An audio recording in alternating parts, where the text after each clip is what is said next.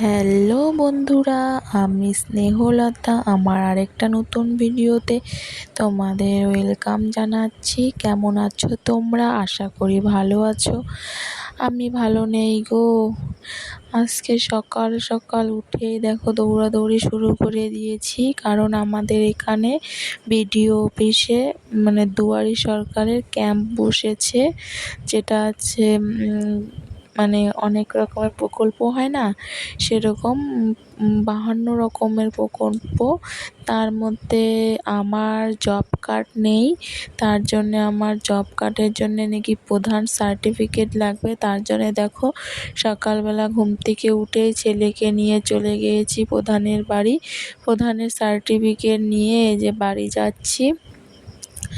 বাড়ি টাড়ি এসে টুকটাক উঠা ঘর বিছানা টিছানা পরিষ্কার করে তারপরে বরমশাই বলছে চলো এবার দুয়ারি সরকারে যাই, সকাল সকাল ভিড় কম হবে।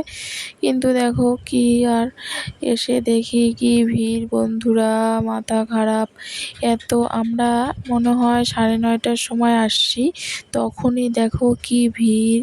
আর তাহলে সারাদিনের কি অবস্থা হবে দেখো। এটা হচ্ছে এই পাশে দেখো আয়ুষ্মান ভারতের এইদিকে অ্যাপ্লাই চলছে। আমি আয়ুষ্মান ভারতেরটাও অ্যাপ্লাই করছি। এইদিকে দেখো রেজিস্ট্রেশন নিবে জন্য পুরুষদের রেজিস্ট্রেশনের লাইনে দেখো কেমন ভিড়।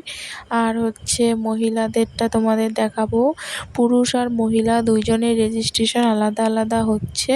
তো দেখো দুইজনেরই ভিড় আর কি সমান তুলনায়, এত পরিমাণের ভিড় কি বলবো। আর আজকে তো আমি মেয়েকে স্কুলে পাঠাই নাই, যেহেতু ওইখানে যাব, তো মেয়েকেও নিয়ে গিয়েছি ছেলেকেও নিয়ে গেছি। এবার যে গরম পড়ছে, গরমে ছেলে মেয়ের অবস্থা একদম খুবই খারাপ বন্ধুরা। কিন্তু কি করব বলো, রেখে যাব কোথায়, নিয়েই যেতে হবে। তো ওদের নিয়েই চললাম আর কি। ওই দেখো মেয়ে যাচ্ছে আইসক্রিম খেতে খেতে ওর বাবার সঙ্গে।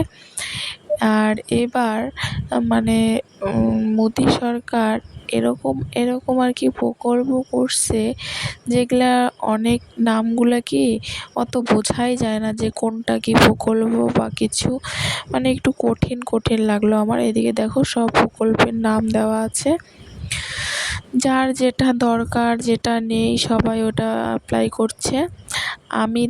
আমি করছিলাম উজ্জ্বলা যোজনা,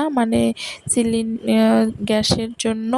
তো ওখানে আধার কার্ড দিয়ে লিঙ্ক করে বললো যে আমার করা আছে, শুধু একটা ডকুমেন্ট দিতে হবে গিয়ে ভেলাকোপা আমাদের গ্যাসের অফিস, ওখানে দিতে হবে।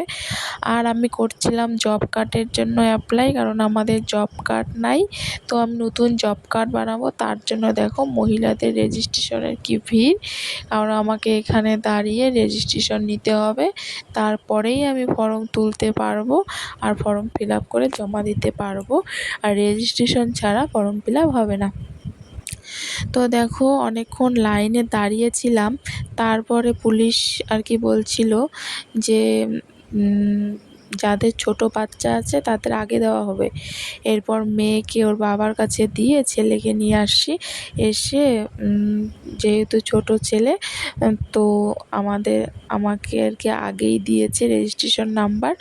দেওয়ার পরে রেজিস্ট্রেশন নাম্বার নিয়ে সোজা চলে গেলাম ফর্ম তুলতে। ফর্ম নিয়ে ফর্ম ফিল আপ করে দেখো জমা দিয়ে কমপ্লিট আমার। এবার বাড়ি যাচ্ছি। এবার যেতে নিয়ে দেখি কি আয়ুষ্মান ভারতের ফর্ম ফিল আপ হচ্ছে। তো ওখানে চেক করলাম, বলছে তোমার আয়ুষ্মান ভারতের ফর্ম ফিল আপ করতে হবে। তো দেখো আমি আবার আয়ুষ্মান ভারতের ফর্ম ফিল আপ করে জমা টমা করলাম।